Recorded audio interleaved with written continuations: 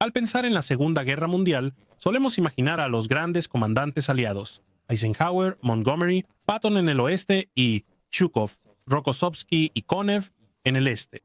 Son recordados como los líderes que derrotaron al Tercer Reich.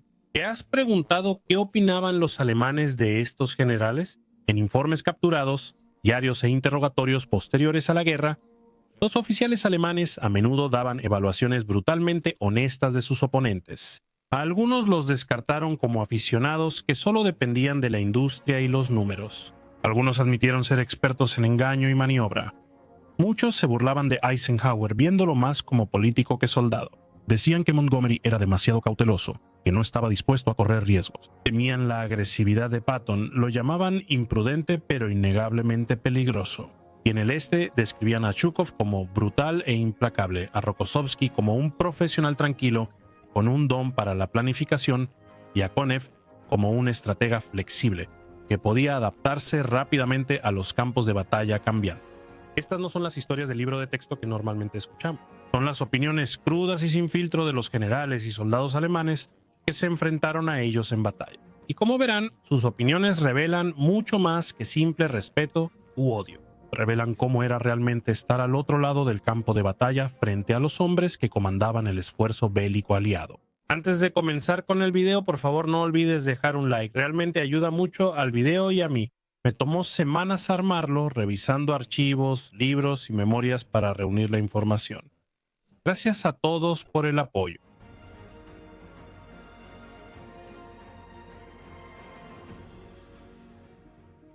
Cuando los soldados y oficiales alemanes escucharon por primera vez sobre Dwight D. Eisenhower, muchos no tenían idea de quién era. No comandó grandes ejércitos en la Primera Guerra Mundial. No tenía reputación como un comandante audaz en el campo de batalla, como Rommel, Manstein o Guderian. Para la mayoría de los alemanes, Eisenhower era al principio una figura misteriosa, un oficial de Estado Mayor elevado al mando supremo por la política y el compromiso aliado, más que por su capacidad probada como general. Ni los altos oficiales de inteligencia alemanes en 1942 podían ubicarlo bien. Los informes lo describían como un organizador más que un estratega, un mediador más que un guerrero, y en realidad, esta percepción no era del todo incorrecta. La fortaleza de Eisenhower no estaba en maniobras tácticas brillantes, sino en algo más sutil. Su habilidad para unir, para mantener cohesionada una coalición de naciones, ejércitos, egos y ambiciones que de otro modo podrían haberse destruido entre sí. Para los alemanes habituados a una jerarquía rígida bajo un solo Führer, este tipo de liderazgo era casi desconocido. Durante la Operación Antorcha en noviembre de 1942, cuando Eisenhower supervisó los desembarcos aliados en el norte de África, los alemanes lo veían de forma despectiva. El mariscal de campo Kesselring, responsable del teatro del Mediterráneo, consideraba que la invasión era inevitable pero mal ejecutada a nivel de mando. Sus informes a Berlín reflejaban el desprecio general que los oficiales alemanes sentían por el liderazgo aliado. Los desembarcos, aunque masivos, fueron vistos como torpes, con una coordinación confusa y una explotación lenta. Eisenhower, cuyo nombre surgía en informes de inteligencia alemanes, no era temido ni respetado. Por el contrario, muchos alemanes creían que detrás de los éxitos aliados solo había una pura superioridad material. Las largas líneas de producción en Estados Unidos y el dominio marítimo de la Marina Británica más que un liderazgo inspirado.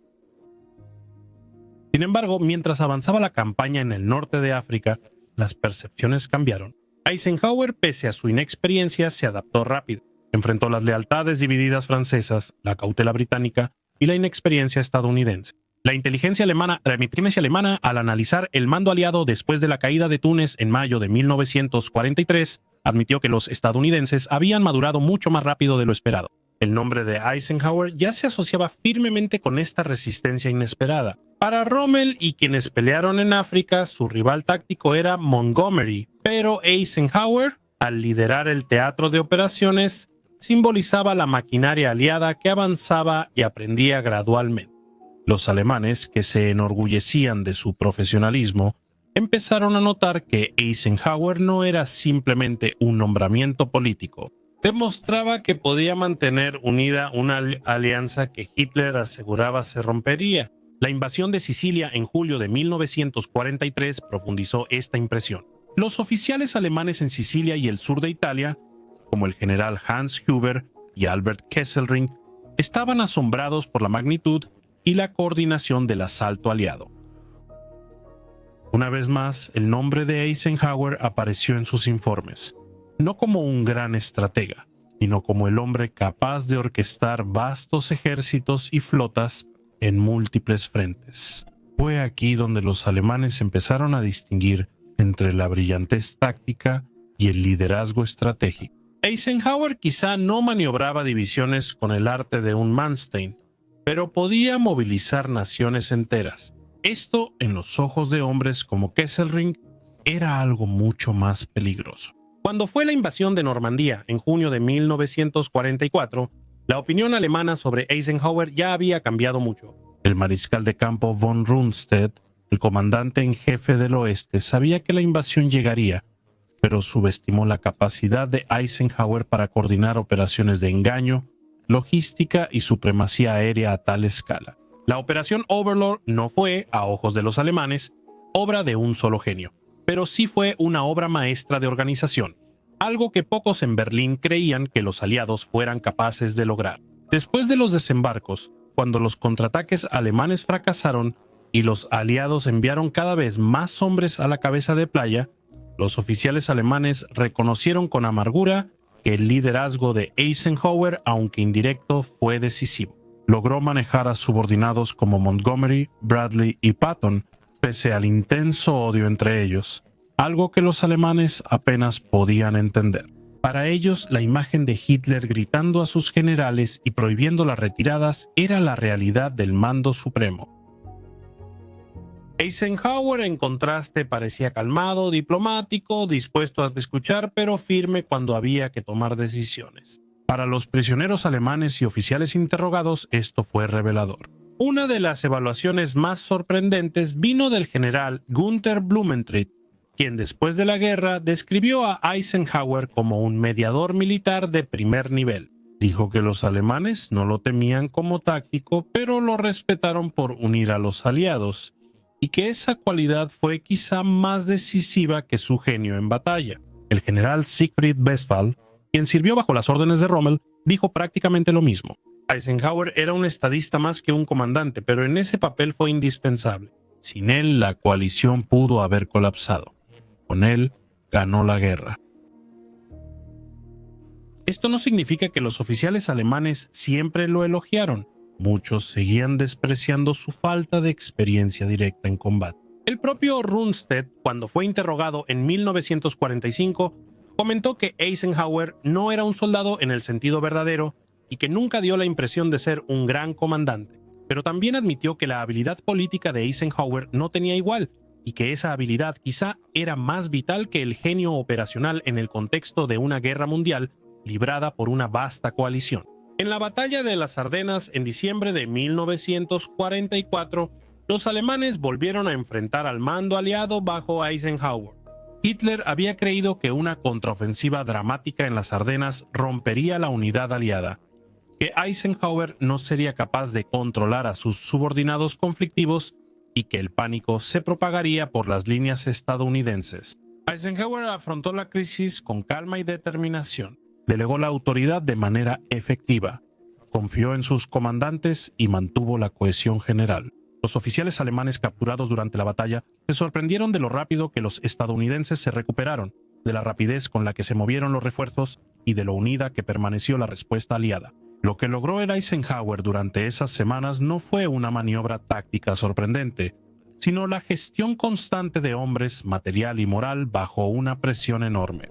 Para los alemanes acostumbrados a la interferencia errática de Hitler, esta mano firme fue impresionante. En los últimos meses de la guerra, cuando los aliados cruzaron el Rin y avanzaron hacia el corazón de Alemania, Eisenhower nuevamente tomó decisiones que desconcertaron y a veces enfurecieron a sus propios generales, pero que los alemanes después reconocieron como astutas. Su decisión de detenerse en el Elba y permitir que los soviéticos tomaran Berlín, por ejemplo, fue interpretada por algunos alemanes como una señal de debilidad. Otros, especialmente los oficiales del Estado Mayor alemán conscientes de la política, reconocieron que Eisenhower tomó la decisión estratégica correcta para reducir bajas y evitar un conflicto innecesario con la Unión Soviética. Fue una decisión política, pero estaba en consonancia con todo el estilo de liderazgo de Eisenhower. Pragmático, orientado a la coalición y enfocado en el panorama general en lugar de la gloria personal. Después de la guerra, cuando los generales alemanes escribieron sus memorias y fueron interrogados para estudios históricos de los aliados, su veredicto sobre Eisenhower fue consistente. No fue admirado como un maestro del arte operacional, ni comparado con figuras como Napoleón o incluso con sus propios Rommel o Manstein, pero fue respetado como el hombre que ganó la guerra al mantener unida la mayor coalición de la historia. Para muchos alemanes esto era más aterrador que el genio táctico,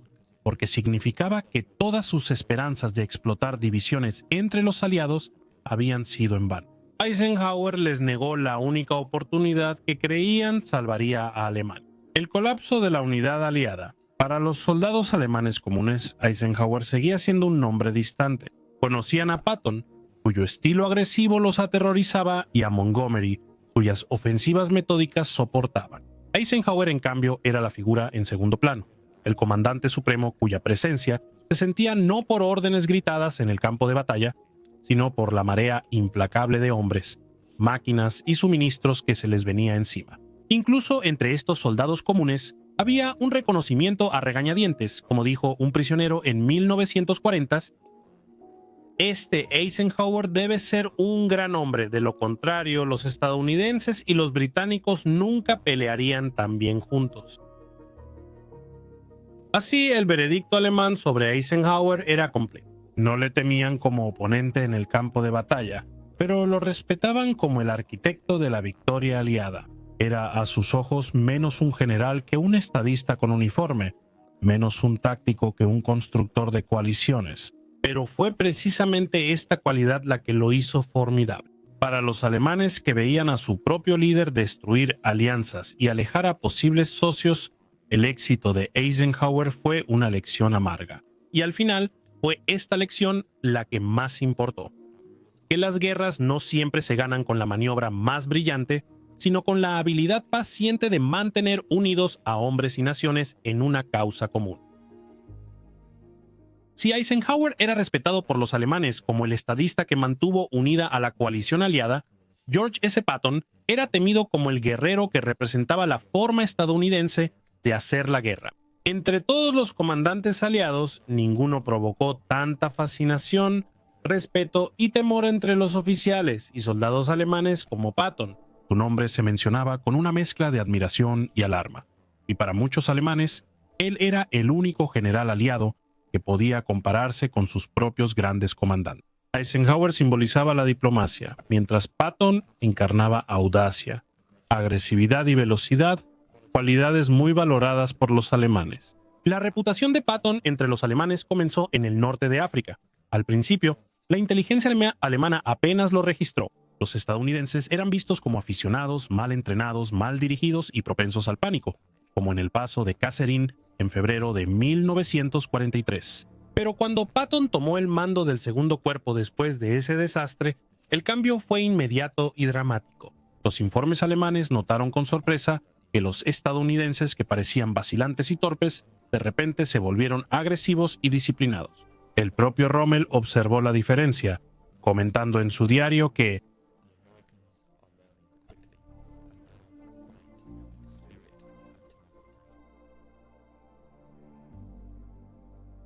para los soldados alemanes que enfrentaron a los hombres de Patton en Túnez y luego en Sicilia, la transformación era innegable. Se enfrentaban a un nuevo tipo de ejército estadounidense, uno dirigido por un comandante que avanzaba sin descanso, que exigía velocidad y que no le daba a su enemigo ni un momento de respiro. En Sicilia, en julio de 1943, la reputación de Patton se disparó. Su avance rápido por la isla, la audaz toma de Palermo y su carrera dramática hacia Messina superaron el avance más lento y arduo de Montgomery. Comandantes alemanes como Albert Kesselring y Hans Huber tomaron nota cuidadosamente. Un estadounidense actuaba con la audacia y rapidez que ellos valoran. Los informes a Berlín advertían que Patton no era como otros comandantes aliados. Era un hombre de Bebegungskrieg, de guerra de maniobras y por lo tanto sumamente peligroso. Los oficiales alemanes, que antes se burlaban de los estadounidenses por ser blandos, ahora admitían, en privado y a veces incluso en público, que bajo Patton se estaban convirtiendo en oponentes formidables. Para la invasión de Normandía en junio de 1944, la reputación de Patton ya era legendaria entre los aliados y en la inteligencia alemana. Los alemanes respetaban tanto a Patton que pensaban que él lideraría la principal invasión aliada, no Eisenhower ni Montgomery. Todo el plan de engaño de la Operación Fortitude, que convenció a Hitler y al Oberkommando der Wehrmacht de que los aliados desembarcarían en paz de Calais, se construyó sobre esta percepción. Los informes de su inteligencia alemanes describían a Patton como el mejor general de los aliados y el propio Hitler lo creía. Incluso hasta julio de 1944, semanas después de los desembarcos en Normandía, Hitler seguía aferrado a la idea de que Patton comandaba un enorme ejército en el sureste de Inglaterra, listo para atacar Calais. La ironía era notable. La reputación de Patton entre los alemanes era tan grande que ayudó a asegurar el éxito de la verdadera invasión en Normandía, donde al principio fue dejado de lado. Cuando Patton finalmente entró en acción en Francia, los alemanes rápidamente se dieron cuenta de que sus temores estaban justificados. Su avance desde Normandía en la Operación Cobra a finales de julio de 1944 fue una demostración de todo lo que los alemanes temían. Tras abrir la infantería estadounidense una brecha en las líneas alemanas, el tercer ejército de Patton avanzó rápidamente. En cuestión de semanas arrasaron Bretaña, rodearon a las fuerzas alemanas en el bolsillo de Falaise y avanzaron hacia el este a través de Francia. Los oficiales alemanes que lucharon contra los ataques blindados soviéticos en el este se sorprendieron por la rapidez del avance de Patton. El general Gunther Blumentritt recordó que Patton era el mejor de los aliados y que sus operaciones le recordaban su Blitzkrieg. Para los soldados alemanes en el terreno, la experiencia fue aterradora. Enfrentaban ataques constantes, una persecución implacable y un enemigo que nunca parecía detenerse para reagruparse. Un prisionero alemán capturado en Francia les dijo a sus interrogadores: «Ese Patton no nos da descanso. Ataca de día y de noche, obliga a sus hombres tanto como nos obliga a nosotros».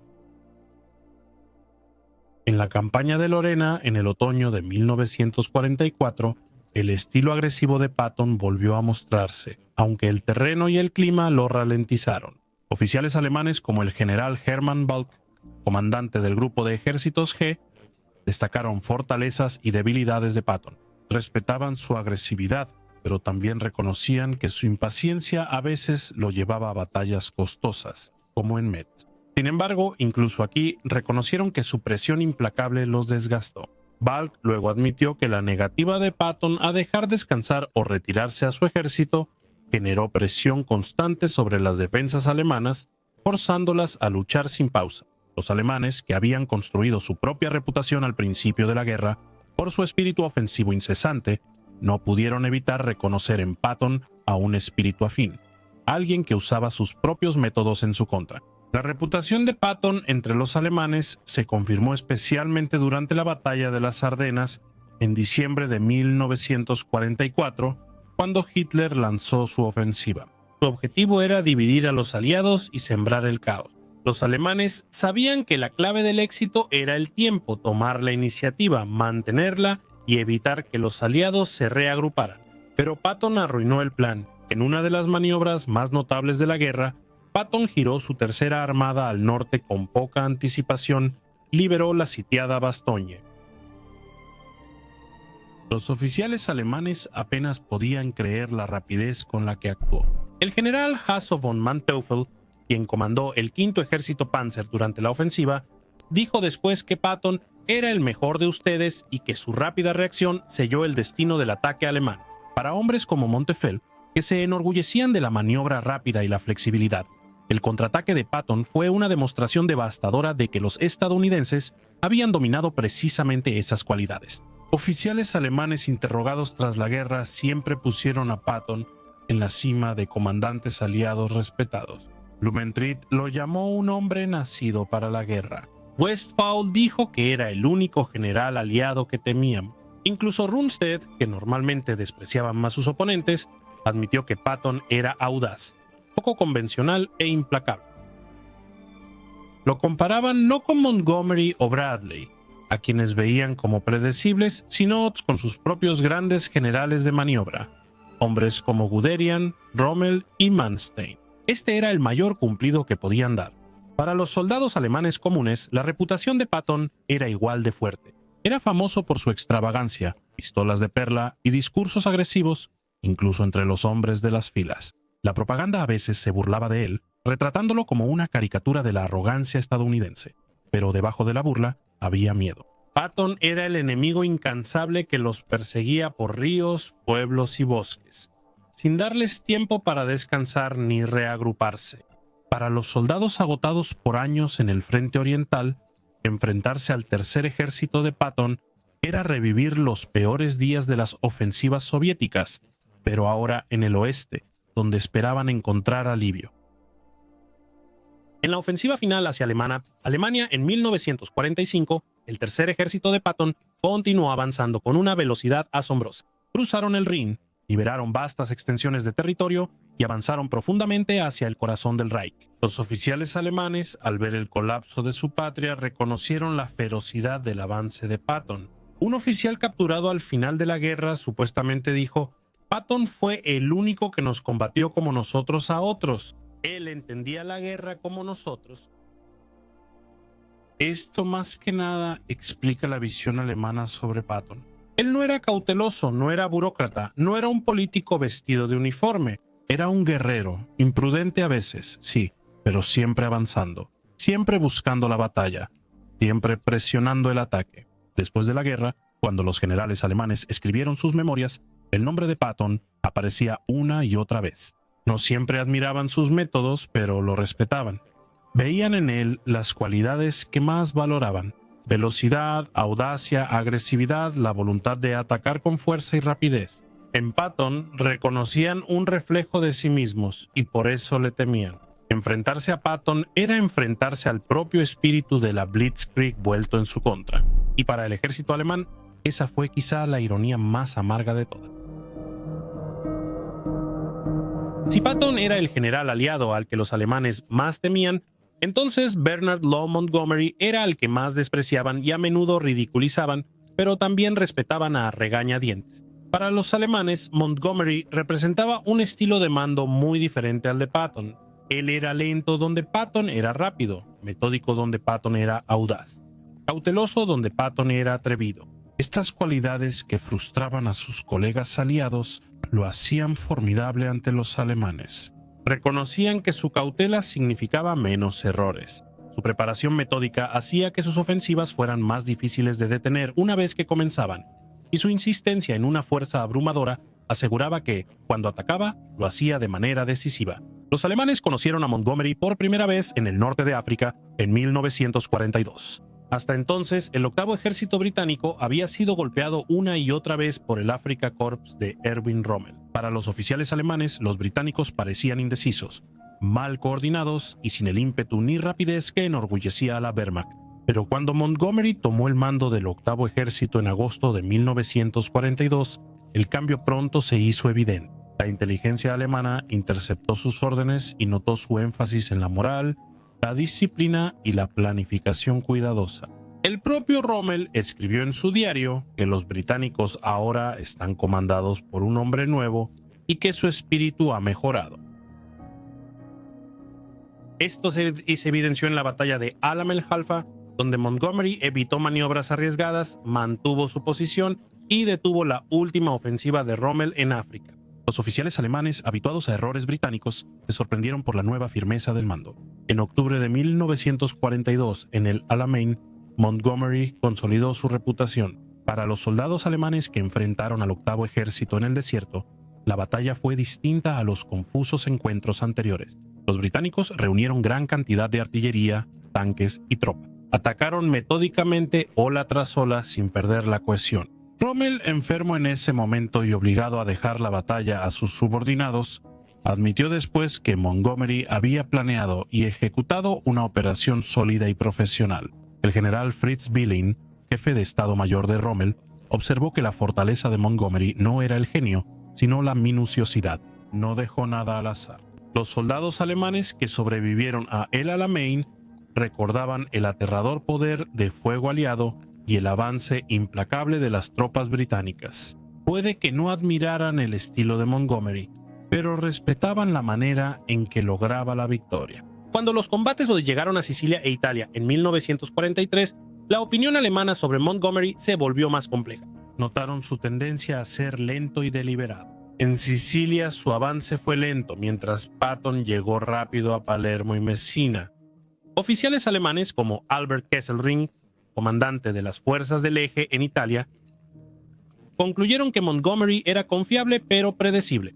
Sus ofensivas podían preverse de antemano, porque siempre se preparaba meticulosamente y rara vez intentaba sorpresas. Sin embargo, esta previsibilidad también significaba que sus ataques eran difíciles de detener. En batallas como las del río Sangro o más tarde en Monte Cassino, los defensores alemanes observaron que Montgomery y los británicos eran como un martillo que seguía golpeando el mismo lugar hasta que se rompía. La habilidad defensiva de la Wehrmacht retrasó a los aliados durante meses, pero no podían negar que Montgomery era un oponente serio y decidido.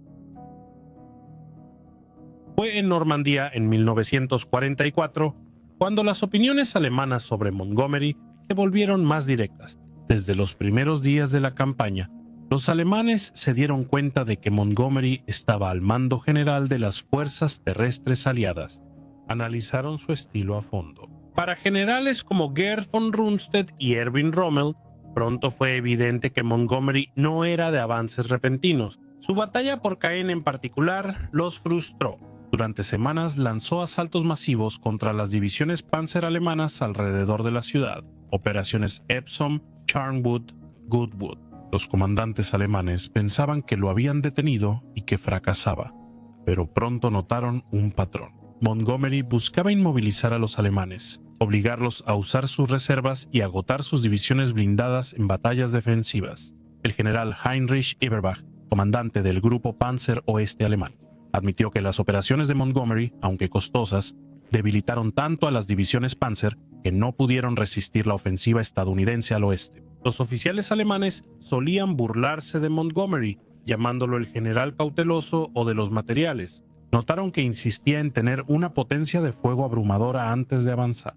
El mariscal de campo Günther von Kluger lo describió como un hombre que nunca da un paso sin una base segura.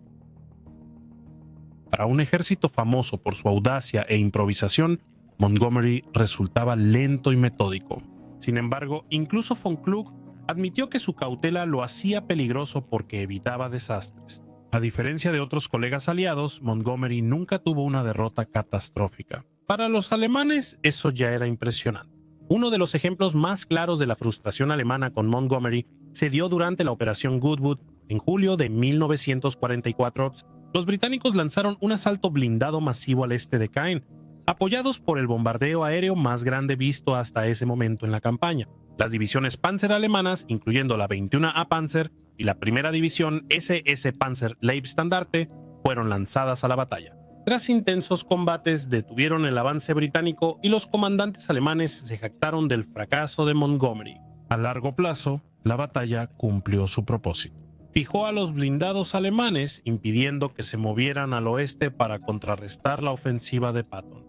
Rundstedt admitió que, aunque Montgomery no logró una ruptura, sí inmovilizó las reservas de Panzers en el momento clave. Normandía mostró las fortalezas de Montgomery a los alemanes, pero la operación Market Garden en septiembre de 1944 reveló sus debilidades. El ambicioso plan de tomar puentes en los Países Bajos y cruzar el Rin de un solo golpe fue audaz para los estándares de Montgomery, pero terminó en desastre en Arnhem. Los comandantes alemanes como Kurt Student y Wilhelm Wittrich, quienes dirigieron la defensa, se sorprendieron por la audacia aliada, pero también fueron rápidos en aprovechar sus fallas. Notaron que Montgomery había apostado, estirado sus líneas de suministro y subestimado la fuerza alemana.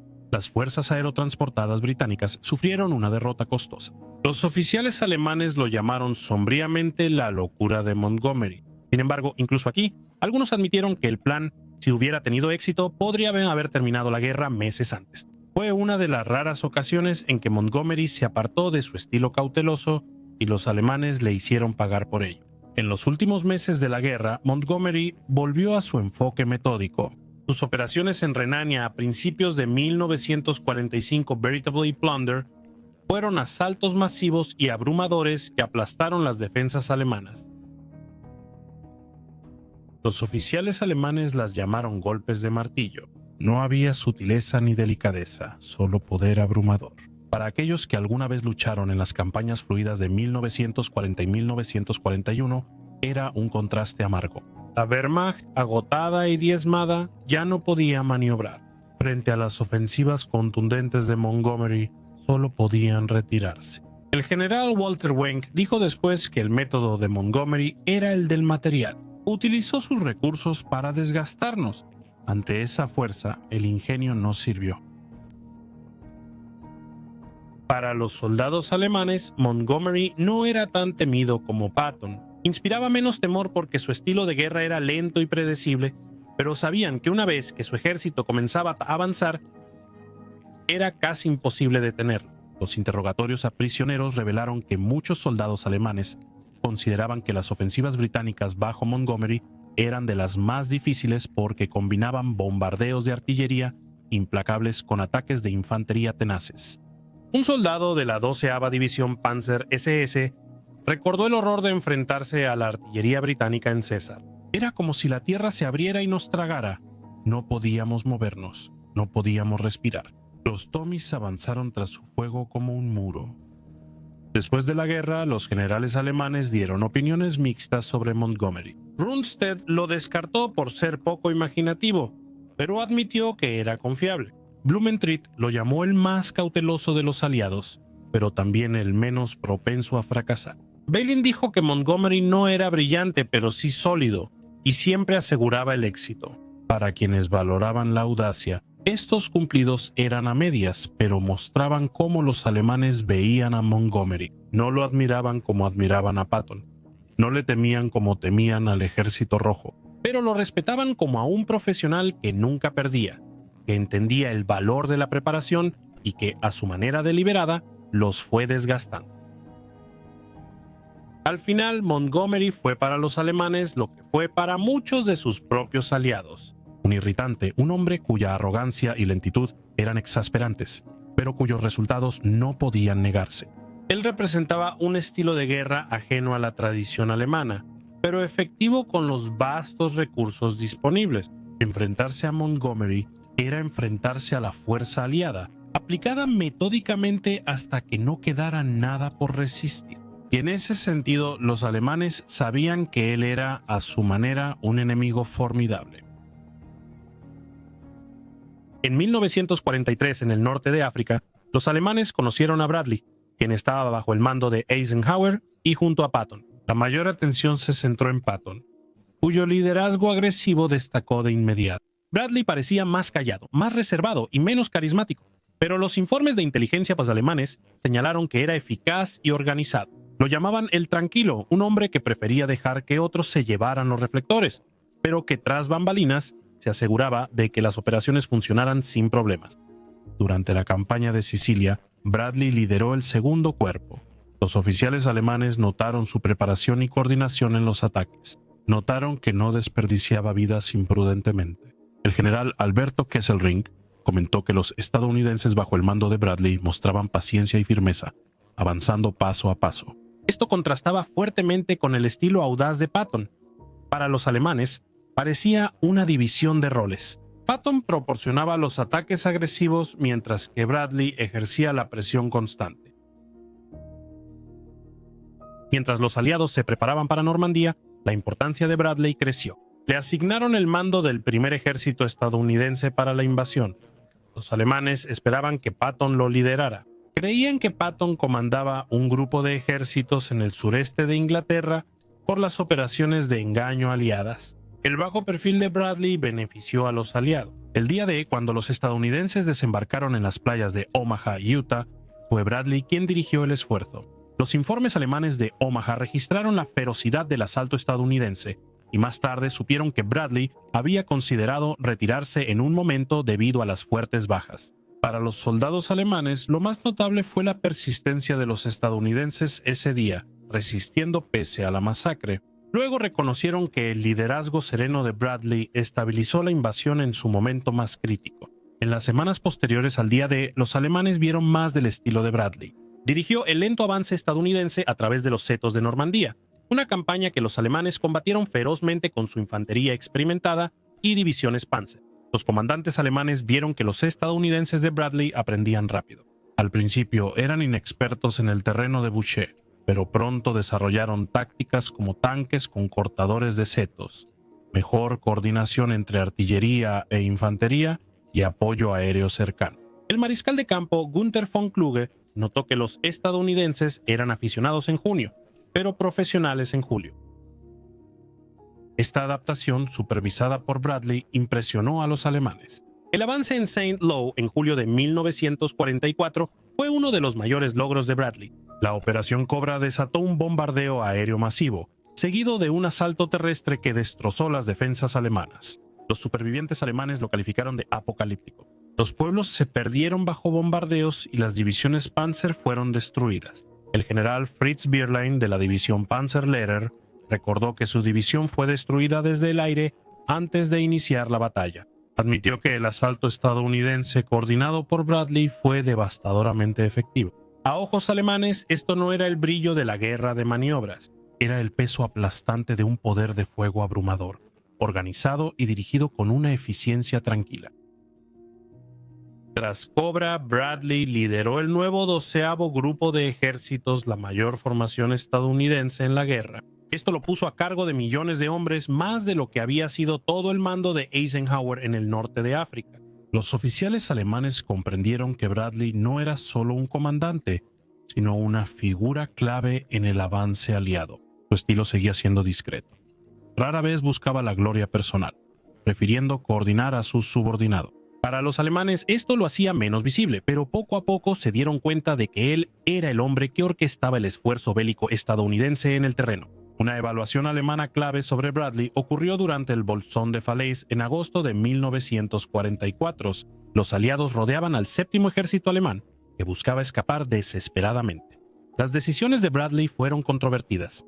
Detuvo el avance de Patton al norte para cerrar el Bolsón rápido y evitar fuego amigo. La demora permitió que miles de alemanes escaparan, algo que los generales recordaron con gratitud después. El general Paul Hauser, comandante del séptimo ejército, escribió que los estadounidenses dudaron y eso nos salvó. Para los alemanes, la cautela de Bradley era una debilidad aprovechable, aunque admitieron que, pese a la demora, la batalla de Falaise resultó desastrosa, destruyendo gran parte de su fuerza en Francia. A medida que los aliados avanzaban hacia Bélgica y la frontera mar alemana, Bradley continuó mostrando su preferencia por operaciones cuidadosas y coordinadas. Durante la batalla de las Ardenas en diciembre de 1944, Bradley desempeñó un papel clave al responder a la ofensiva alemana. Cuando Hitler lanzó su ataque sorpresa a través de las Ardenas, tomó a los estadounidenses desprevenidos. Los comandantes alemanes estaban orgullosos del logro, creyendo que una vez más habían demostrado la superioridad de su arte operacional. Bradley y Eisenhower actuaron rápido para estabilizar el frente.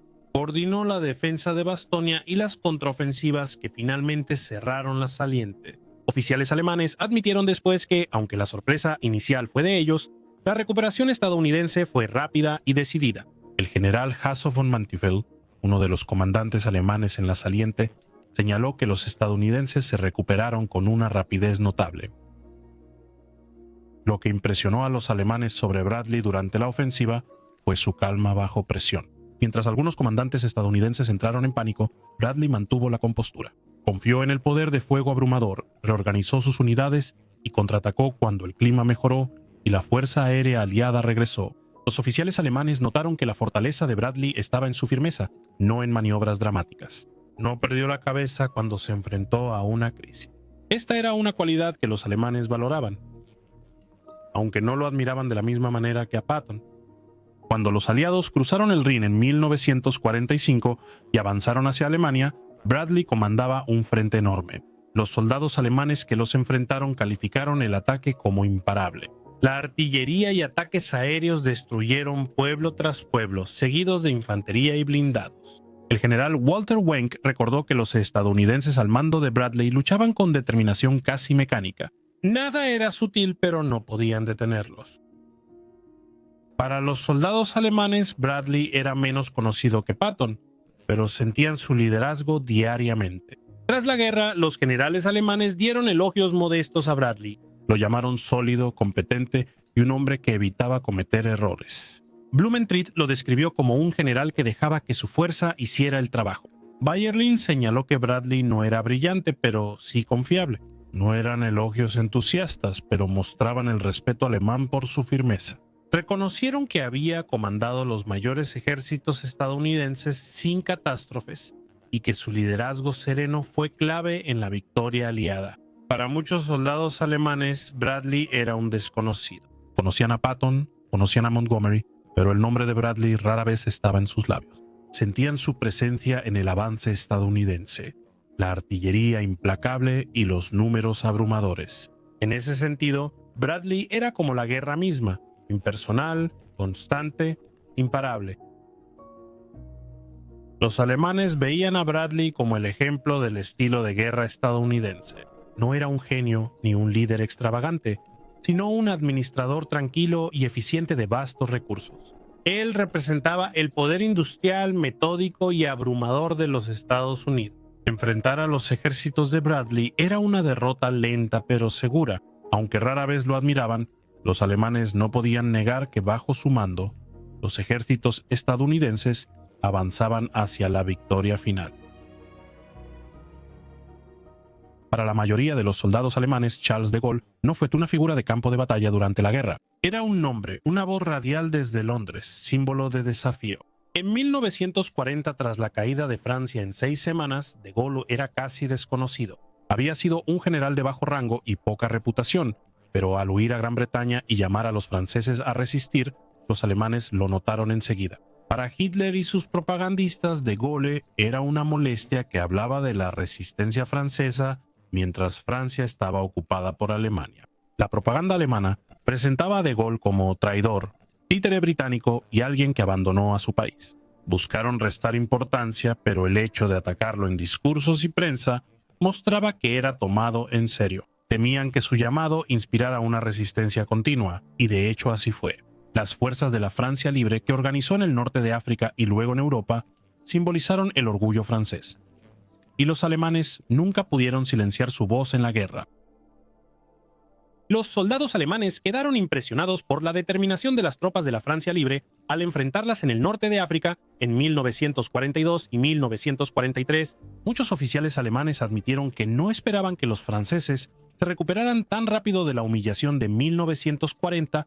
El general Alberto Kesselring señaló que los franceses libres luchaban con un espíritu de venganza. Para los alemanes, de Gaulle fue directamente responsable de esto. Él había mantenido viva la llama del honor francés y los alemanes sentían su calor en el campo de batalla. En la campaña de Italia, las divisiones de la Francia Libre combatieron con estadounidenses y británicos. Los soldados alemanes los recordaban como agresivos y decididos. En Montecassino, los gumiers marroquíes al mando francés aterrorizaban a los alemanes con su habilidad en guerra de montaña. Circulaban informes entre las unidades alemanas sobre combates cuerpo a cuerpo brutales y ataques nocturnos. Muchos alemanes relacionaban esta ferocidad con de Gaulle, el hombre que había reunido a estas fuerzas y les había dado un propósito. Para 1944 en Normandía, de Gaulle ya era un problema político para los alemanes. No solo era un líder militar, sino el símbolo del regreso de Francia a la guerra. Hitler se enfurecía y lo llamaba el general rebelde. Los soldados alemanes en Francia escucharon rumores sobre el regreso de Gaulle y muchos temían lo que eso significaba. Para ellos, combatir a británicos o estadounidenses era lo mismo. Luchar de nuevo contra los franceses tras la rendición de 1940 tenía un impacto psicológico. Indicaba que Francia renacía de las cenizas. La liberación de París en 1944 definió la opinión alemana sobre de Gaulle. Los oficiales alemanes sabían que Hitler ordenó destruir la ciudad si no podían mantenerla. El general Dietrich von Coltitz, el comandante alemán en París, se negó a cumplir la orden. Cuando de Gaulle desfiló triunfante por los Campos Elíseos, los alemanes en Europa vieron los noticieros. Para ellos fue una amarga humillación. Francia, que ellos creían derrotada para siempre, había regresado a la guerra y de Gaulle era el rostro de ese regreso. En los últimos meses de la guerra, las fuerzas de la Francia Libre dirigidas por de Gaulle combatieron en Alsacia, Lorena y Alemania. Los soldados alemanes notaron su intensidad. Algunos se burlaban de su equipo desigual y dependencia de suministros de Estados Unidos, pero nadie negó su determinación. Los alemanes comprendieron que el liderazgo de Gaulle devolvió el orgullo a Francia. Después de la guerra, los generales alemanes reflexionaron sobre de Gaulle con una mezcla de respeto y resentimiento. Algunos lo descartaron como político, no como general. Otros admitieron que su desafío fue clave. El general Blumentritt dijo que de Gaulle dio a Francia una nueva oportunidad. Para los alemanes que querían someter a Francia, esto fue una gran frustración. Los soldados alemanes comunes recordaban a de Gaulle con menos claridad. Para muchos de ellos solo era un nombre que se gritaba en las transmisiones de radio enemigas o que aparecía escrito en panfletos lanzados desde el cielo. Sentían su influencia indirectamente en la renovada voluntad de lucha, la ferocidad de los ataques de los franceses libres y el orgullo de los civiles franceses al retirarse los alemanes. Para ellos, de Gaulle no era un táctico como Patton ni un estratega como Eisenhower. Él era un espíritu, un símbolo, la personificación de Francia negándose a morir. Al final, los alemanes consideraron a Charles de Gaulle como un hombre que había hecho lo imposible. Tomó una nación derrotada en 6 semanas y solo con voluntad restauró su lugar entre los vencedores. Lo odiaban por eso, pero no podían negar su logro. Para ellos, él representaba la resistencia obstinada de la nación francesa, una nación que creían aplastada, pero que, bajo su liderazgo, se levantó de nuevo para contraatacar. Para los alemanes, pocos nombres en el alto mando soviético llegaron a tener tanto peso como el del mariscal Georgi Zhukov. En 1941, al iniciar la invasión a la Unión Soviética, la mayoría de los soldados de la Wehrmacht veía a los generales soviéticos como figuras sin rostro, consideradas incompetentes o manipuladas por Stalin. Sin embargo, en cuestión de meses, esa percepción comenzó a cambiar. Al final de la guerra, Zhukov era considerado por los oficiales alemanes con una mezcla de respeto, miedo y reconocimiento como uno de los principales arquitectos de su derrota. El nombre de Zhukov se hizo conocido en los informes alemanes durante la batalla de Moscú en 1941. La Operación Barbarroja había llevado a la Wehrmacht hasta las mismas puertas de la capital soviética y los generales de Hitler creían que un último empuje pondría fin a la campaña. Aquí fue donde Zhukov, llamado de Leningrado, asumió el mando de las defensas soviéticas. La inteligencia alemana interceptó rumores sobre un nuevo comandante que había reorganizado la defensa con una energía implacable, lanzando divisiones siberianas recién formadas a la lucha. Para los soldados del Grupo de Ejército Centro, el repentino endurecimiento de la resistencia soviética en diciembre de 1941 fue impactante. En vez de un colapso, enfrentaron contraataques bajo ventiscas heladas respaldados por tanques y artillería nuevos. Los sobrevivientes alemanes admitieron que la contraofensiva de Zhukov destruyó su confianza en la victoria inevitable. El mariscal de campo Günther von Kluger, comandante del Grupo de Ejército Centro, comentó después de la guerra que la defensa soviética de Moscú bajo Zhukov marcó la primera gran decepción de la campaña. Las evaluaciones alemanas sobre Zhukov en 1942 fueron más detalladas. Los oficiales de inteligencia de la Wehrmacht recopilaron información sobre comandantes soviéticos, y la fama de Zhukov por su dureza y disciplina se hizo conocida. Era visto como un hombre absolutamente leal a Stalin, dispuesto a sacrificar enormes cantidades de hombres para lograr sus objetivos. Para muchos oficiales alemanes, esto confirmaba su creencia de que los comandantes soviéticos valoraban poco la vida humana. Sin embargo, les preocupaba la creciente habilidad de Zhukov para coordinar grandes fuerzas. A diferencia de las ofensivas soviéticas previas, que solían estar mal organizadas y eran fácilmente repelidas, las operaciones de Zhukov mostraban mayor oportunidad y concentración. En Rosiev y en los contraataques a lo largo del frente central, los alemanes notaron la persistencia de sus ataques. Incluso al fracasar, mostraban a un enemigo que aprendía de derrotas previas. En Stalingrado, a fines de 1942, el papel de Zhukov se volvió clave para los alemanes. Junto al general Vasilevsky, planeó y dirigió la Operación Urano, el gran cerco que atrapó al sexto ejército alemán. Los oficiales alemanes dentro del cerco en Stalingrado recordaron la repentina erupción de ataques soviéticos sobre los débiles flancos rumanos e italianos, que abrumaron a sus aliados con una fuerza aplastante. Manstein, quien más tarde intentó liberar el cerco, escribió en sus memorias que Zhukov entendía el uso de la masa y entendía el factor sorpresa. Para los soldados alemanes, el cerco fue la demostración más clara hasta ese momento de que los soviéticos no solo eran resistentes, sino también capaces de realizar grandes maniobras operativas. Oficiales capturados testificaron después que reconocieron la mano de Zhukov en la estrategia, aunque Stalin recibiera el crédito en los informes oficiales soviéticos. El impacto de Stalingrado modificó cómo los alemanes hablaban de los generales enemigos. Zhukov ya no era visto como un burócrata sin rostro, sino como un estratega capaz de orquestar su destrucción. Para 1943, cuando el frente oriental se estabilizó antes de las grandes batallas de verano, Zhukov fue reconocido por los alemanes como uno de los principales comandantes de Stalin. Su papel en la preparación de la defensa en Kursk llamó especialmente la atención. La inteligencia alemana supo que él había argumentado en contra de atacar prematuramente en 1943, aconsejando a Stalin esperar hasta que los alemanes atacaran, se desgastaran y luego contraatacar. Esta paciencia era rara en la planificación soviética, usualmente marcada por ofensivas imprudentes. El mariscal de campo Walter Model, quien lideró parte del asalto alemán en Kursk, notó con frustración que las defensas soviéticas habían sido construidas con una profundidad y detalle extraordinarios, con cinturones de minas, trincheras y puntos fuertes ocultos que frenaron a los panzers alemanes. Los soldados alemanes que avanzaban hacia el saliente lo describieron como luchar contra un sistema de fortalezas a una escala inimaginable. Muchos atribuyeron esta minuciosidad defensiva a la habilidad organizativa de Zhukov. Cuando el Ejército Rojo lanzó su enorme contraofensiva, haciendo retroceder a los alemanes, la impresión quedó sellada. Zhukov los había anticipado y orquestado su fracaso. Ninguna campaña dio a Zhukov más reconocimiento entre oficiales alemanes que la Operación Bagration en el verano de 1944. En esta vasta ofensiva, el Ejército Rojo aniquiló al grupo de Ejército Centro, destruyendo divisiones alemanas enteras y arrasando Bielorrusia. Los sobrevivientes alemanes comentaban asombrados la magnitud del ataque. Un oficial comentó que fue la mayor derrota jamás sufrida por el ejército alemán. La precisión con la que las fuerzas soviéticas rompieron las líneas, rodearon y destruyeron a los alemanes, les sugería un dominio del arte operacional que pocos creían posible para el Ejército Rojo en 1941. Muchos identificaron a Zhukov, quien coordinó la ofensiva junto con Rokossovski y otros comandantes, como la figura clave detrás de este triunfo. Para generales alemanes capturados, Bagration solía citarse como prueba de que Zhukov se volvió uno de los principales comandantes de la guerra. Para cuando la guerra llegó a su etapa final en 1945, la reputación de Zhukov entre los alemanes era formidable.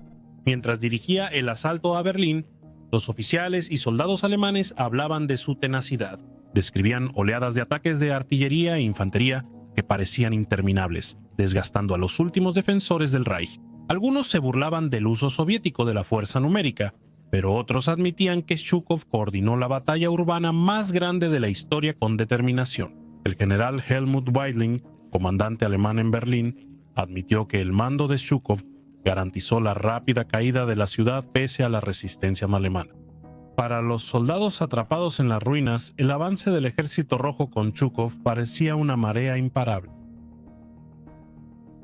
Los interrogatorios a generales alemanes tras la guerra mostraron la complejidad de sus opiniones. Muchos respetaban la capacidad de Zhukov para dirigir grandes ejércitos y cronometrar ofensivas. Reconocieron que sus victorias en Moscú, Stalingrado, Kursk y Berlín lo señalaron como uno de los grandes comandantes de la guerra.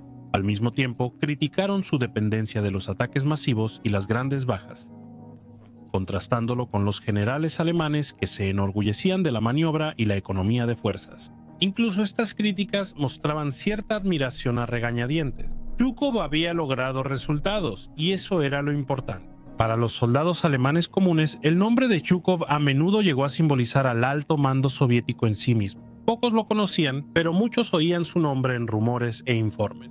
Para ellos, Zhukov significaba las ofensivas masivas que destrozaban sus posiciones, los interminables bombardeos de artillería y los cercos de los que rara vez escapaban. En este sentido, era menos un hombre que una fuerza, la personificación de la presión implacable del Ejército Rojo. En última instancia, los alemanes consideraban a Zhukov como su oponente más formidable en el este. Para Manstein y Guderian, Él simbolizaba el cambio del ejército soviético de un gigante torpe a una máquina mortal. Para Hitler, que le temía y despreciaba, Zhukov demostraba que el Estado soviético había hallado un comandante capaz de igualar y vencer a lo mejor de la Wehrmacht. Y para los soldados que enfrentaron sus ofensivas, Zhukov era la sombra detrás de cada gran victoria soviética, el comandante cuyo nombre marcaba el cambio de rumbo.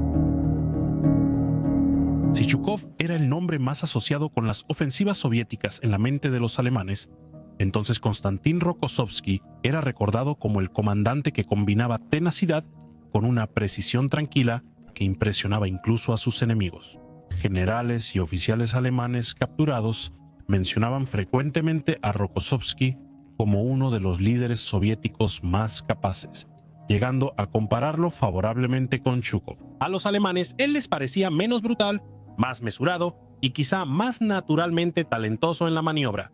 Su carrera se cruzó repetidamente con la Wehrmacht en momentos cruciales y cada uno dejó su huella en la percepción alemana. El primer gran enfrentamiento de los alemanes con Rokossovski fue en el invierno de 1941-1942, durante las intensas batallas cerca de Moscú. Como comandante del 16º Ejército fue clave para frenar y luego hacer retroceder a los alemanes en la contraofensiva soviética. Los soldados del Grupo de Ejércitos Centro, ya tambaleándose por la congelación y el agotamiento, notaron la repentina coordinación de los ataques soviéticos en su sector. A diferencia de asaltos caóticos previos, los contraataques de Rokossovski fueron planeados y contundentes en puntos clave. Los informes divisionales alemanes notaron que los ataques soviéticos dejaron de ser oleadas humanas ciegas y se volvieron esfuerzos concentrados para romper puntos débiles.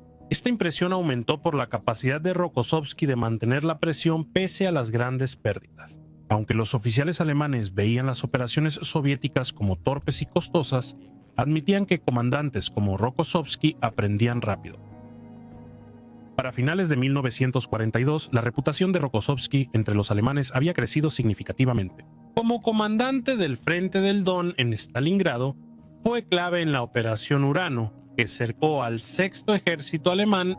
Relatos alemanes desde el frente narran cómo sectores colapsaron rápidamente cuando fuerzas blindadas y mecanizadas soviéticas atravesaron a sus aliados rumanos e italianos.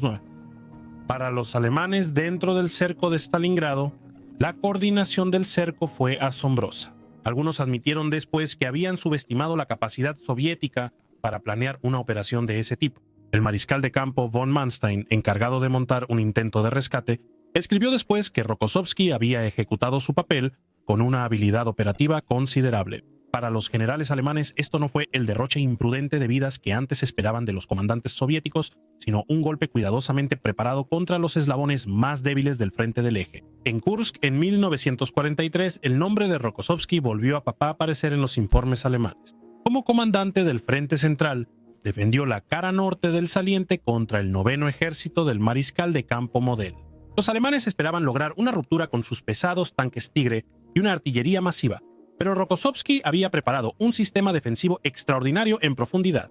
Los soldados alemanes, al avanzar en su sector, describieron campos de minas, trincheras entrelazadas y posiciones antitanque que destrozaron su impulso. Después de la guerra, el propio Model reconoció que Rokossovski había anticipado sus movimientos con una precisión notable. Oficiales alemanes interrogados en cautiverio soviético afirmaron que las defensas de Rokossovski eran las más formidables del frente oriental. Para muchos, el fracaso al no poder romper las líneas en Kursk señaló que generales soviéticos como Rokossovski habían alcanzado plena madurez en su arte operacional. Pero la campaña que más consolidó el respeto alemán por Rokossovski fue la Operación Bagration en el verano de 1944. Aquí comandó el primer frente bielorruso y su plan operacional sorprendió incluso a sus propios superiores soviéticos. Rokossovski propuso un asalto de doble pinza contra el Cuarto Ejército alemán, atacando tanto desde el norte como desde el sur para crear un gran cerco. Stalin inicialmente dudó de la viabilidad de tal maniobra, pero Rokossovski insistió, defendiendo su postura hasta que Stalin cedió. El resultado fue una de las mayores victorias operativas de la guerra. El grupo de ejército centroalemán fue aniquilado, perdiendo a cientos de miles de hombres y destruyéndose cuerpos enteros. Los sobrevivientes describieron el asalto como abrumador por su precisión y velocidad. Los generales capturados admitieron después que nunca esperaron que los soviéticos ejecutaran un doble envolvimiento tan sofisticado. Un oficial alemán comentó amargamente que Rokossovski logró en Bielorrusia lo que antes nos enorgullecía a nosotros: el arte del cerco a gran escala. Los alemanes que volvieron a enfrentar a Rokossovski en 1945 hallaron el mismo estilo calmado y deliberado. Durante la ofensiva del Vístula-Oder, sus fuerzas avanzaron rápidamente por Polonia en un avance que asombró a los defensores alemanes. Los informes del Grupo de Ejércitos A hablaban de las avanzadas soviéticas avanzando con una coordinación implacable, eludiendo la resistencia y golpeando profundamente la retaguardia alemana. En comparación con los ataques frontales y a veces brutales de Zhukov, los métodos de Rokossovski parecían a los alemanes más flexibles, más acordes con la maniobra. Incluso algunos admitieron a regañadientes que entendía la guerra móvil mejor que muchos colegas soviéticos. Cuando sus ejércitos se unieron más tarde al asalto final sobre Berlín, los oficiales alemanes notaron que mantenía la compostura, dirigiendo sus frentes con firmeza incluso mientras el caos consumía al Reich. Los interrogatorios tras la guerra muestran cómo los generales alemanes intentaron clasificar a Rokossovski. Para muchos era el comandante soviético más respetado, combinando visión, disciplina y capacidad de inspirar a sus tropas. Para otros, él representaba la evolución gradual del Ejército Rojo de masas toscas a una máquina profesional. A menudo contrastaban su estilo con el de Zhukov. Zhukov era visto como despiadado y dispuesto a todo para vencer, mientras que Rokossovski parecía más mesurado y adaptable. El general Heinz Guderian, aunque nunca escatimó en sus críticas al mando soviético, admitió que Rokossovski era un comandante de considerable habilidad. Incluso Hitler, quien despreciaba reconocer el talento del enemigo, supuestamente se refirió a Rokossovski como un hombre al que había que vigilar cuidadosamente. Entre los soldados alemanes, Rokossovski era menos conocido que Zhukov, pero sus victorias se sentían profundamente. La destrucción del Grupo de Ejércitos Centro en 1944 dejó una cicatriz duradera, y muchos de los que sobrevivieron atribuyeron su sufrimiento a la planificación de Rokossovski. Para aquellos atrapados en cercos o que se retiraban ante sus ofensivas, Rokossovski personificaba la nueva forma soviética de hacer la guerra, una que combinaba la masa con la precisión, el desgaste con la maniobra. Él demostraba que el Ejército Rojo no solo se recuperó de sus desastres iniciales, sino que ya tenía generales capaces de igualar o superar a los alemanes. Para los alemanes, Rokossovski era un rival silencioso pero letal. Carecía de la fama de Zhukov en Occidente, pero entre quienes lucharon contra él había reconocimiento de que era uno de los mejores comandantes soviéticos. En sus memorias, los generales alemanes a menudo lo mencionaban junto a Zhukov como el principal artífice de sus derrotas. Para quienes sobrevivieron a Stalingrado, Kursk y Bagration, Rokossovski no era simplemente otro comandante enemigo, sino una figura cuyas decisiones habían destruido ejércitos y alterado el curso de la guerra. Para los oficiales y soldados alemanes, Iván Stepanovich Konev surgió más lentamente a la prominencia que Zhukov o Rokossovski, pero para los últimos años de la guerra su nombre se mencionaba con el mismo respeto y temor. Las primeras impresiones sobre Konev surgieron en el verano de 1941, cuando el Ejército Rojo tambaleaba ante el ataque alemán. Como comandante del 19 o Ejército en la Operación Barbarroja, las fuerzas de Konev quedaron atrapadas en los cercos de Smolensk. Los informes alemanes de esa época lo describían como un general soviético más, abrumado por la velocidad de la Blitzkrieg, incapaz de evitar el colapso de sus ejércitos. Los interrogatorios a los comandantes alemanes del Grupo de Ejército Centro después de la guerra revelaron que el nombre de Konev apenas les resultaba familiar durante esta primera fase. Para ellos no era distinto de los muchos generales soviéticos apartados en las primeras batallas. Konev sobrevivió y, a diferencia de otros colegas, aprendió. En el invierno de 1941-1942 asumió el mando del frente de Kalinin y fue clave en la defensa de Moscú. Los soldados alemanes que avanzaban hacia la capital soviética esperaban otro avance fácil, pero en el sector de Konev se encontraron con una resistencia inesperadamente decidida. Informes del Cuarto Ejército Alemán indicaban que, pese a estar golpeadas y mal abastecidas, las tropas soviéticas seguían lanzando contraataques que frenaban el avance alemán. Esta resistencia llevaba la marca del liderazgo de Konev. Los diarios alemanes citan a sus fuerzas por nombre y comentan su firme negativa a ceder terreno. Para la Wehrmacht, esta fue la primera señal de que Konev no era simplemente otro comandante soviético prescindible, sino uno que podía mantener firmes a sus tropas en una crisis. A medida que la guerra continuó en 1942 y 1943, la reputación de Konev entre los oficiales alemanes creció. En la segunda batalla de Kharkov, en mayo de 1942, su frente suroeste fue derrotado por el mariscal von Bock y el general Paulus. Los relatos alemanes de esta batalla a menudo destacaban la imprudencia y el exceso de confianza soviéticos e incluían a Konev en sus críticas. Muchos oficiales alemanes recordaron después que lo consideraban acabado tras Yarkov, pero Stalin lo mantuvo en su puesto. Para su sorpresa, Konev no solo sobrevivió políticamente, sino que se le confiaron responsabilidades aún mayores. Esta resiliencia, sobrevivir al fracaso donde otros fueron purgados, llamó la atención de la inteligencia alemana, que empezó a señalarlo como un comandante de creciente importancia. En la batalla de Kursk en julio de 1943, Konev lideró el frente de la estepa, responsable del contraataque decisivo tras el desgaste alemán ante las defensas soviéticas. Los oficiales alemanes que analizaron la batalla quedaron impresionados por la gran cantidad de reservas soviéticas que Konev desplegó. Sus contraataques blindados contra las fuerzas del mariscal de campo Manstein en el sur frenaron lo que alguna vez se temió como el ataque alemán más peligroso. Los sobrevivientes del segundo cuerpo Panzer SS que pelearon en Prokhorovka recordaron la enorme cantidad de tanques soviéticos que llegaron al campo dirigidos por Konev. Aunque las memorias alemanas solían calificar la artillería soviética como tosca y mal manejada, en Kursk admitieron que los contraataques fueron coordinados, masivos y cronometrados para aprovechar el punto máximo de la fuerza alemana. Para ellos, Konev fue uno de los principales artífices de la victoria soviética.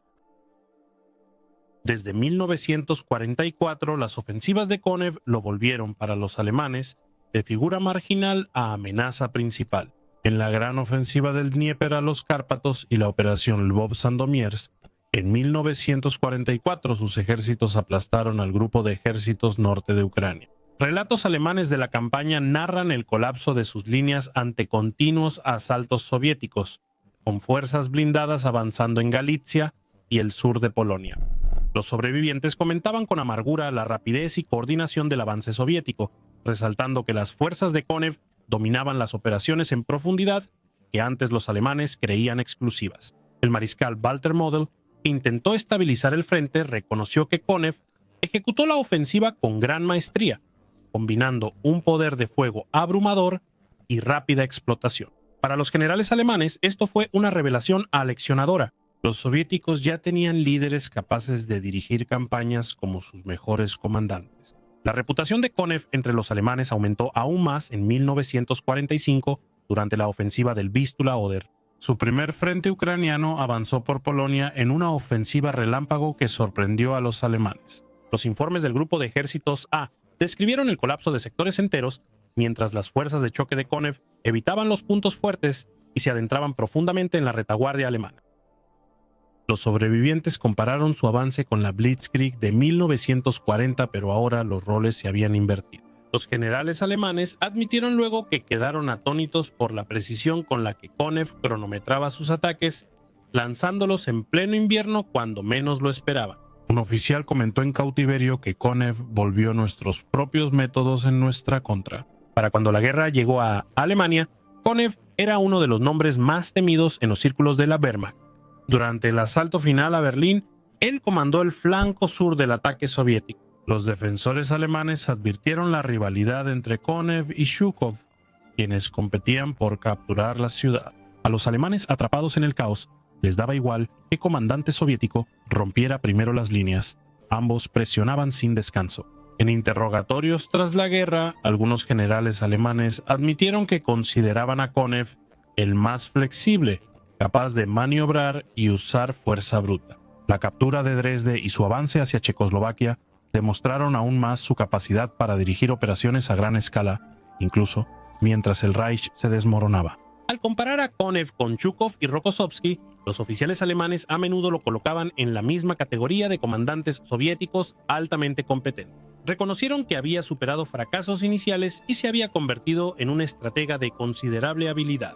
Algunos lo respetaban por su adaptabilidad. Mientras Chukov representaba el desgaste implacable y Rokossovski el cálculo preciso, Konev parecía combinar ambas cualidades, ajustando sus métodos a la situación en cuestión. Heinz Guderian, aunque desdeñaba a la mayoría de los generales soviéticos, reconoció que Konev demostró gran habilidad en operaciones móviles. El mariscal von Manstein lo reconoció como figura clave en la transformación soviética de un ejército diezmado en 1941 a una fuerza imparable en 1945.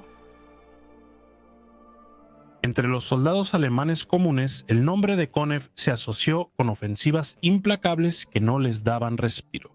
Veteranos de las campañas en Ucrania y Polonia en 1944 recordaban a sus ejércitos como una marea imparable. Para aquellos que defendían Silesia o se retiraban a Checoslovaquia en 1945, el avance de Konev significaba el cerco o la destrucción. Su reputación no estaba ligada a una sola batalla como la de Chukov en Berlín o la de Rokossovski en Stalingrado, sino al peso acumulado de campañas que quebraron la columna vertebral del frente oriental alemán. En el análisis final, las evaluaciones alemanas sobre Konev reflejaban un respeto a regañadientes por un adversario que había pasado de la derrota temprana al dominio. Su perseverancia reflejaba la del Ejército Rojo, que tras ser golpeado al inicio, aprendió del fracaso y superó a la Wehrmacht. Para los alemanes, Konev simbolizaba el nuevo mando soviético que había madurado al final de la guerra, agresivo, ingenioso e implacable. Entre los comandantes soviéticos que se ganaron una reputación ante los ojos alemanes, Vasily Ivanovich Chuikov destacó no por su brillantez operativa a gran escala como Chukov, Rokossovski o Konev, sino por su estilo de mando tenaz e implacable en las condiciones más brutales de la guerra. Para los alemanes, su nombre quedó ligado a Stalingrado. Fue en esa ciudad a orillas del Volga donde Chuikov surgió como el símbolo de la terquedad soviética, un comandante cuyos métodos eran toscos pero devastadoramente efectivos contra la Wehrmacht. Las impresiones alemanas sobre Chuikov se formaron menos por informes abstractos que por las experiencias directas de los soldados que lucharon contra su 62º ejército en las ruinas de Stalingrado. Los diarios del Sexto Ejército, los informes de interrogatorio y las memorias de posguerra contienen referencias a las tácticas que Chuikov hizo famosas. La defensa en profundidad dentro de la propia ciudad, la división de sus fuerzas en pequeños grupos incrustados en fábricas, bloques de apartamentos y sótanos, y sobre todo la práctica de posicionar a sus tropas tan cerca de los alemanes que la artillería y el apoyo aéreo no podían emplearse de manera efectiva.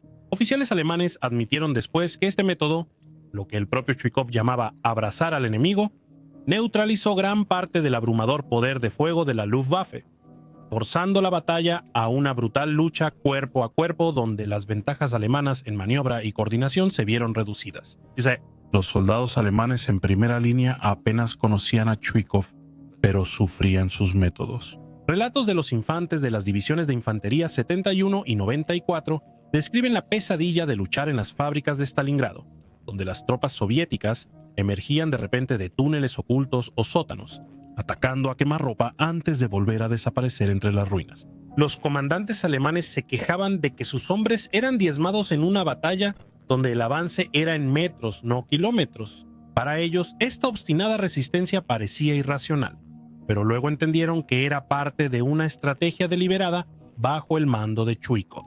En los niveles superiores, la inteligencia del Sexto Ejército identificó a Trikov durante la batalla como el principal responsable de la defensa soviética. Los informes indicaban que la resistencia del 62º Ejército era muy tenaz, lo que sugería un liderazgo firme. Después de la guerra, los oficiales alemanes capturados a menudo recordaban su frustración porque, a pesar de los repetidos asaltos y el enorme poder de fuego, las formaciones de Trikov nunca colapsaron de la manera que los alemanes esperaban. El general Friedrich Paulus admitió tras la guerra que la defensa soviética de Stalingrado se debió principalmente a la organización y voluntad de Trikov. Aunque Paulus rara vez admiraba a sus adversarios, admitió que Trikov logró mantener unido a su ejército en condiciones que debieron destruirlo. Para los alemanes, Trikov parecía más peleador que estratega. Su estilo era directo, brutal y enfocado en la supervivencia inmediata. Los oficiales alemanes más tarde lo compararon desfavorablemente con Rokossovski o Konev en términos de destreza operativa, pero admitieron que dentro de los límites de Stalingrado, su enfoque había sido perfectamente adecuado. Un veterano de la Wehrmacht lo describió como un general de las calles, cuyo mando convirtió la ciudad en una fortaleza de escombros que devoraba divisiones alemanas. Incluso las tripulaciones de tanques alemanas que alguna vez habían cruzado la estepa abierta con facilidad, se encontraron atascadas en el laberinto urbano de Trikov, con sus máquinas vulnerables a la infantería soviética armada con cócteles Molotov y fusiles antitanque disparados desde ventanas ocultas. La impresión que Trikov dejó en los soldados alemanes en Stalingrado perduró tras la batalla. Los sobrevivientes del Sexto Ejército contaron en cautiverio la desesperanza que sentían mientras los soviéticos, dirigidos por Trikov, se acercaban. Recordaban su presión implacable. Incluso cuando los suministros escaseaban y las condiciones eran desesperadas, el 62 Ejército no cedió. Los oficiales alemanes llegaron a entender que esto no era un accidente de las circunstancias, sino un estilo de mando deliberado, uno que exigía resistencia hasta el final. Tras Stalingrado, Trikov siguió comandando con la misma tenacidad al frente del 8º Ejército de Guardias. Las impresiones alemanas sobre él evolucionaron de lo local a lo operacional. Sus fuerzas se hicieron conocidas por su capacidad de avanzar con una determinación tenaz, soportando a menudo el peso de los asaltos durante el avance a través de Ucrania, Polonia y finalmente hasta Alemania. Durante la ofensiva del Vistula-Oder en enero de 1945, los defensores alemanes del Grupo de Ejércitos A notaron que las formaciones de Chvikov encabezaron la ruptura desde la cabeza de Puente de Magnasu, abriendo las líneas alemanas con un avance que muchos compararon con la velocidad del Blitzkrieg original. En cautiverio, algunos oficiales alemanes pensaron que el ejército de Chvikov se especializaba en ataques de desgaste que agotaban las defensas hasta destruirlas. Cuando el Ejército Rojo llegó a Berlín, la reputación de Trikov entre los alemanes ya estaba consolidada. El 8º Ejército de la Guardia entró en la ciudad junto al primer frente bielorruso de Zhukov. Los defensores alemanes en la capital recordaban el combate vivido en Stalingrado, batallas a corta distancia en calles, sótanos y ruinas, donde las tropas soviéticas avanzaban implacablemente sin importar las bajas. Para los alemanes, Trikov significaba que no habría descanso ni oportunidad de reagruparse, solo presión constante hasta superar a los últimos defensores. Tras la guerra, generales alemanes a veces comparaban a Trikov con sus colegas. A Zhukov se le veía como el puño de hierro del Ejército Rojo, a Rokossovski como el profesional sereno y a Konev como el estratega flexible. En cambio, a Trikov se le recordaba como el luchador brutal de las calles, el hombre que convertía cada campo de batalla en un Stalingrado. Aunque algunos oficiales alemanes lo descartaban como un simple táctico y no un estratega, la mayoría admitía que su estilo implacable lo convertía en uno de los comandantes soviéticos más peligrosos a los que enfrentarse a nivel táctico. Su capacidad para imponer una disciplina de hierro en sus hombres y su disposición a soportar enormes bajas aseguraban que dondequiera que él comandara, las tropas alemanas enfrentaran batallas de una intensidad extraordinaria. En retrospectiva, las reflexiones alemanas sobre Trikov muestran un respeto sombrío. Reconocían que le faltaba la delicadeza de Manstein o la visión amplia de Zhukov, pero poseía las cualidades que lo hacían idealmente apto para la naturaleza brutal del frente oriental. Sus soldados luchaban con la misma ferocidad que él exigía de sí mismo, y su liderazgo convertía defensas desesperadas en triunfos y asaltos implacables en avances decisivos. Para la Wehrmacht, su nombre era inseparable de la pesadilla de Stalingrado y la agonía final de Berlín.